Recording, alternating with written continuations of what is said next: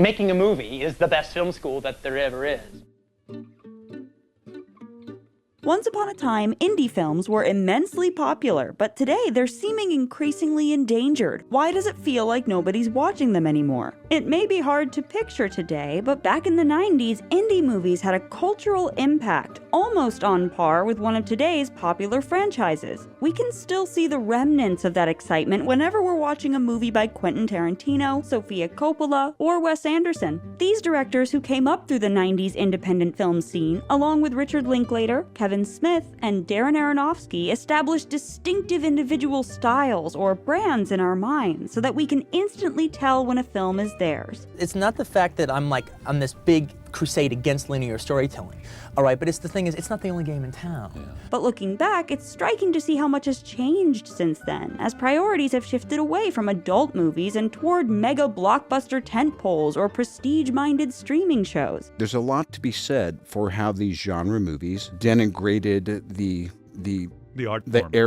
art form of cinema. Today, it's not the director's style, but the Marvel, Star Wars, or DC franchise identity that we look to create clear audience expectations about what kind of movie we're about to see. And directors who have successes in the indie scene jump onto superhero movies or TV projects quickly. I put the word out there, I wanted to make a Marvel movie. So was the 90s indie explosion the last of its kind, or can today's low-budget quality films find audiences and shape culture to come? Here's our take on how we're still feeling the effects of the 90s indie boom today.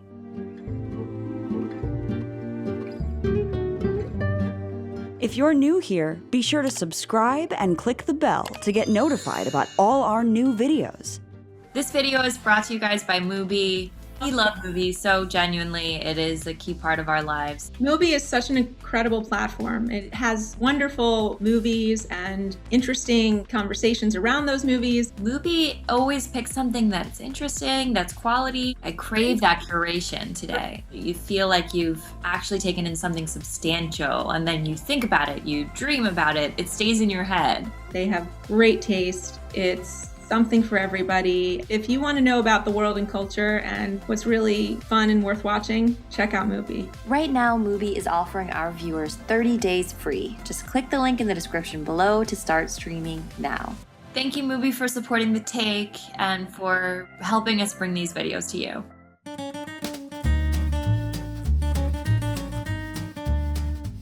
The 90s indie explosion was basically Generation X's version of the new Hollywood film movement of the late 1960s and 1970s, when a series of big-budget flops led studios to take gambles on idiosyncratic, independent-minded directorial voices and less conventional fare with countercultural energy.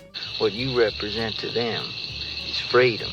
Movies like Bonnie and Clyde, The Graduate, and Midnight Cowboy ushered in the primacy of auteurs like Martin Scorsese, Francis Ford Coppola, Brian De Palma, Hal Ashby, Robert Altman, Steven Spielberg, and George Lucas. But by the late 70s and 80s, Spielberg and Lucas wound up experiencing enormous blockbusting success with projects like Jaws and Star Wars, while ambitious auteur-like projects like Heaven's Gate or Francis Ford Coppola's One from the Heart turned into costly financial failures. I feel so mixed about it.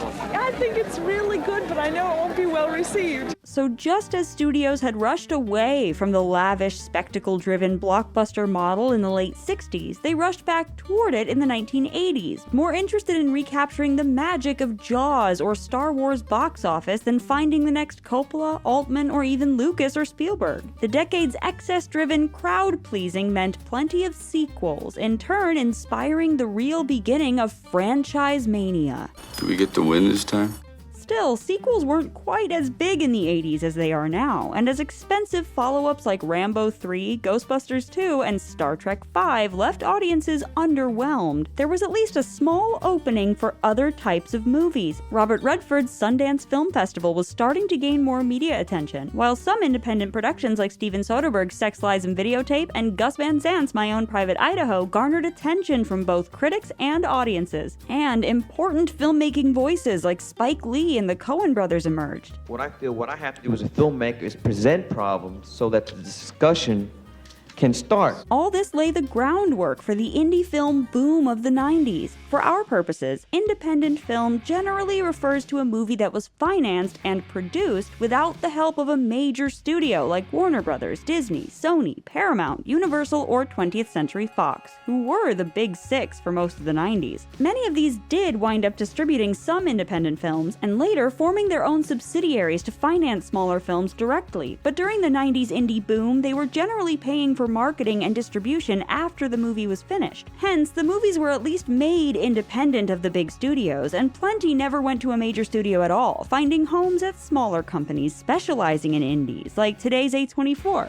Part of what drew more attention to independent film in the 90s was the success of movies like Quentin Tarantino's Reservoir Dogs and Robert Rodriguez's El Mariachi. These broke stereotypes about independent film, showing that these types of movies could be exciting and violent, not just highbrow art house fare. Torture you, that's a good idea. I like that one. And then, in 1994, Tarantino's second film, Pulp Fiction, took everything to the next level. A surprise $200 million smash hit worldwide that earned 7 Oscar nominations and worldwide acclaim for its 32-year-old director, Quentin Tarantino. Its financing came from Miramax, Harvey and Bob Weinstein's studio, which had just been bought by Disney, so by a strict definition it may not have even qualified as a true independent film, but it had the spirit and attitude of an indie, and its $8 million budget was small by any big studio standards. Either way, Pulp Fiction established a kind of formula for the runaway indie success in that era. It featured a director with a major media-friendly personality, big stars taking unusual and comeback-friendly roles, and an independent-minded aesthetic that still prioritized unpredictable entertainment over seriousness. Pulp Fiction got great reviews, award season attention, and most importantly, made a whole lot of money. We happy? Yeah, we happy. This helped contribute to a major indie gold rush. More titles were sold out of Sundance for more money than ever, and more studios started their own indie film divisions to pick up and sometimes directly finance these smaller movies. By the year 2000, feature debuts had been released from David O. Russell, Alexander Payne, Kevin Smith, Darren Aronofsky, Wes Anderson, Paul Thomas Anderson, Sofia Coppola, and Spike Jonze. Many of these filmmakers' most loved works, like Paul Thomas Anderson's Boogie Nights in 1997, Wes Anderson's Rushmore in 1998, and Alexander Payne's Election in 1999, were actually at least partially studio financed, but they often got their studio backing because of an earlier indie movie that made a splash. None of these subsequent movies were Pulp Fiction-sized hits, but they were successful enough with critics, audiences, and awards bodies for indie cinema to become more commodified throughout the decade. Harvey Weinstein, who would later be convicted of rape and sexual assault, mounted increasingly ambitious and elaborate award season campaigns for Miramax. He built relationships with members of the Academy by personally calling them to chat, arranging dinners for them, and hiring Academy members, plus started several smear campaigns against his competitors. This culminated in 1999, when the 1998 Miramax film Shakespeare in Love overtook the presumptive favorite Saving Private Ryan to win the Academy Award for Best Picture. The other guy that we really need to thank, though, is Harvey Weinstein, who had the guts, the courage, the commitment to make this picture and get it done. Shakespeare in Love was not really an indie movie. Miramax, owned by Disney, financed it from the start. It cost a substantial $25 million, and the idea for the movie had been kicking around other major studios for most of the 90s before Miramax acquired it, and had playwright Tom Stoppard rewrite it completely. But it was still a symbolic defeat, with Steven Spielberg's big-budget, big-studio war movie defeated by a smaller, relatively scrappier upstart. But the victory also signaled that the 90s indie era was nearly at an end. Though the Weinsteins went independent again in the 2000s, leaving Miramax to form their own company, Harvey Weinstein himself remained seemingly obsessed with awards glory, not exactly the most independent-minded goal. And even before Weinstein's criminal conduct came to light, he was known for meddling in the editing room of the movies he produced. Basically a one-man version of the exact same big studio interference that indie filmmakers were trying to avoid. Meanwhile, the big studio subsidiaries specializing in acquiring indie films like Universal's Focus Features or Fox's Searchlight division also became more interested in finding crowd-pleasing hits with awards potential, like Little Miss Sunshine. You gotta want it better than anybody else. I do. then you're gonna be a winner. These divisions filled a void in their parent companies, but helped squeeze out genuinely independent distributors, while over time taking fewer chances with their own acquisitions. The indie gold rush seemed to be over, at least in spirit.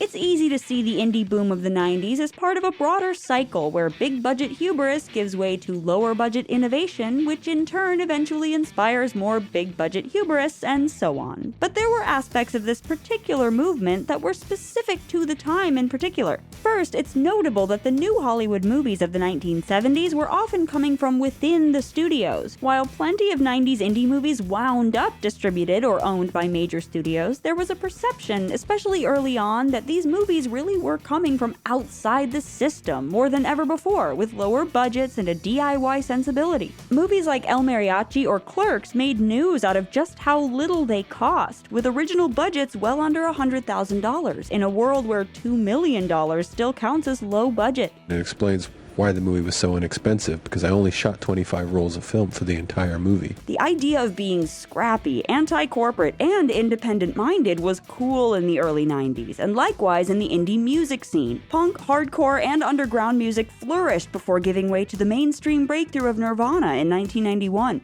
Just as music in the 90s took advantage of the disposable income of a younger audience, independent films made the industry see that there was money in youth culture. Movies like Rushmore from Wes Anderson and Election from Alexander Payne brought a new understanding of adolescent mindsets, while Richard Linklater and Sofia Coppola both explored 1970s youth in movies like Dazed and Confused and The Virgin Suicides. I'd like to quit thinking of the present, like right now, as some minor, insignificant preamble to something else. Both Linklater and Kevin Smith also turned their attention to characters in their early 20s in movies like Slacker and Clerks, highlighting the lack of direction that was becoming more common in Generation Xers with projects that avoided glossy, overly polished imagery. That youth culture cool factor affected an industry interest in these types of movies. Major stars of the 1970s and 1980s like John Travolta, Bill Murray, Matthew Broderick, and Burt Reynolds found some of their best and juiciest roles in years by signing on to movies from this new wave of independent directors. It's so rare that good material comes across your way that you'll jump on it and often sacrifice the goodies for it. And less established performers like Reese Witherspoon, George Clooney, Owen Wilson, and Philip Seymour Hoffman stood out by prioritizing collaborations with independent-minded filmmakers. Which brings us to another major factor in the rise of independent film, the cult of personality that formed around the directors themselves, especially writer-directors like Quentin Tarantino or Kevin Smith. These 90s indie filmmakers were probably some younger fans' first exposure to what directors and writers actually do. While they reached smaller audiences than Spielberg or Lucas, they made bold thematic and stylistic choices that ultimately made it easier to notice a personal stamp on the work. Many of these filmmakers emphasized dialogue and character over generic formulaic plots, which made movies from Tarantino or Linklater or Kevin Smith feel unpredictable. Like a Virgin's not about some sensitive girl who meets a nice fella. That's what True Blue's about. No, granted, no argument about that.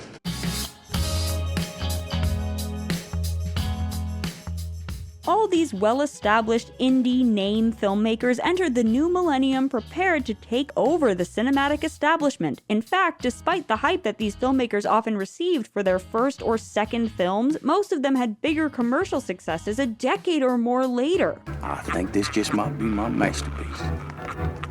Today, those 90s indie directors remain fixtures in award seasons, best of the year lists, festivals, and even the US box office. Still, they're not the people making billion-dollar superhero movies. In recent years, both studios and audiences have moved away from the kinds of mid to low budget, adult-oriented, non-franchise dramas and comedies that these directors make. The struggling ratings of the Oscars are but one sign of this. Today, the director of a Sundance sensation is often faced with the choice of either signing on to make a mega-budget franchise movie, see Anna Boden and Ryan Fleck moving from Half Nelson and Mississippi Grind to Captain Marvel, or taking their more personal or risky projects to streaming or TV, see Ava DuVernay directing When They See Us as a Netflix miniseries. I was really interested in getting underneath this moniker that had been given to them by the press, and really to humanize these boys and ask you to see them. There isn't a clear new class of superstar indie directors coming up behind Wes Anderson, Quentin Tarantino, Sofia Sofia Coppola or Spike Jonze because newer filmmakers aren't really encouraged to follow their muses in the same way as those 90s legacy directors. The result is just one more aspect of the widening gap between big-budget cinematic extravaganzas that receive huge theatrical releases and everything else, fighting for scraps of cultural recognition. The Marvel-type pictures,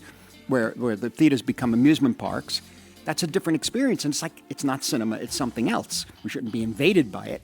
At the same time, the 90s indie boom remains influential. For one thing, it vastly increased the prominence of film festivals, as film fans and critics still flock to Sundance, Toronto, and New York, as well as a plethora of smaller festivals to see new independent features. Due to the COVID-19 pandemic, those festivals have started to become more accessible than ever before, offering films to stream online for the ticket-buying public. The 90s indie aesthetic also made low budget a more permanent part of a movie's potential marketing story. We just took with what we had to work with, which is a very, kind of a minimal budget, minimal resources, and use those as our strengths. When The Blair Witch Project debuted at Sundance 1999, so much of its buzz depended on its low-budget documentary-style look and feel, and this was a natural outgrowth of the 90s indie movie PR machines that emphasized how little some of these movies cost to make. All this is actually the byproduct of a film that cost around $35,000 to make. Blair Witch Project inspired countless more low-budget imitators, and not every ultra-low-budget miracle is a genre piece. Think of Once, the musical romance that cost less than $200,000 to make, or Tangerine, Sean Baker's movie about transgender sex workers, shot entirely on iPhones. Even Sex Lies and videotape director Steven Soderbergh has recently returned to his roots, making movies outside the studio system, also sometimes shooting on iPhone. Cinema is something that's made,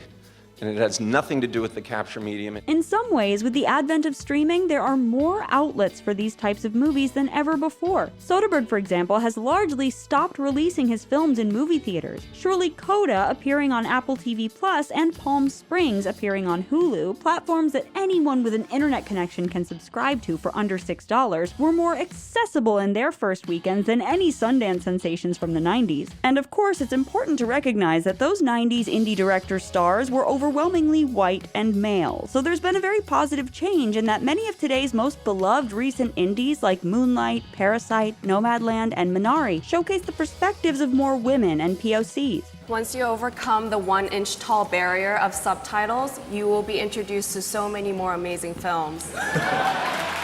Yet despite all these good developments, it does feel like something has been lost along the way. Directors like Tarantino, Rodriguez, and Smith garnered attention for their backstories, interviews, or talk show appearances as they hyped up their movies, whereas today's indie directors just don't enjoy that immense mainstream recognition. And contemporary indies aren't really marketed to hip youth culture anymore. They're more often modest, middle-brow awards bait, pitched to older adults who want to see something smaller, quieter, or less superheroic. The indie studios of A24 and Neon are a notable exception who've made some effort to capture the attention of a younger crowd with movies like A24's Midsommar, Uncut Gems, and The Green Knight, or Neon's Parasite, Ingrid Goes West, and Pig. I'm looking for a truffle pig. Overall, like in the music scene, the increasing number of niche audiences in an increasingly fragmented media landscape has made the idea of a smaller project with mass appeal seem unlikely. More audience members have more immediate access to independent films than they did in the 90s, but are they actually watching them? Almost certainly not in the same numbers that turned out for Pulp Fiction. Independent movies make viewers more curious about filmmakers. Big franchise movies make viewers interested in watching more of that franchise. Indies also tend to emphasize human experiences and faces, as opposed to the numerous sequences filming machinery, technology, and special effects that dominate big budget fare.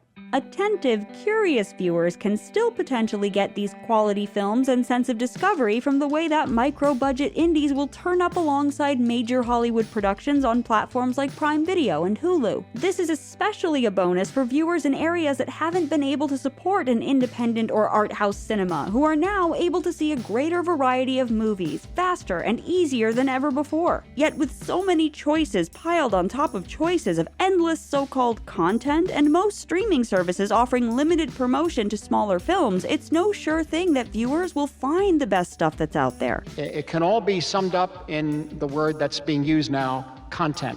All moving images are lumped together. And with movie theaters feeling the financial pressure to show the biggest sure thing franchises, a pressure that's only increased in the wake of pandemic-related closures, the communal experience of independent film is surely vanishing. The positive ways that independent film has been assimilated into the mainstream and more democratized in how it's made might mean that we'll get more good movies than ever, but that fewer people than ever might actually watch them. There's a more insidious threat, and that's the devaluation of cinema itself. This is The Take on your favorite movies, shows, and culture. Thank you so much for watching and for supporting us. Please subscribe and never miss a take. Thanks again to Mubi for sponsoring today's video. This month, one movie I recommend checking out on Mubi is Her Socialist Smile. Director John Gianvito's fascinating documentary shines a light on Helen Keller's little-known political life as a socialist advocate, civil rights activist, and supporter of many other progressive causes. If you're anything like me, these days you may be totally uninspired and stuck when it comes to figuring out what to watch next. Subscribing to Mubi completely fixes that. Their team of curators handpicks every film they show, so there's always something new to discover. They seriously love movies as much as we do, so their recommendations are always top-notch. As a special gift to our viewers, Mubi is offering 30 days free, so click the link in the description below to start streaming now.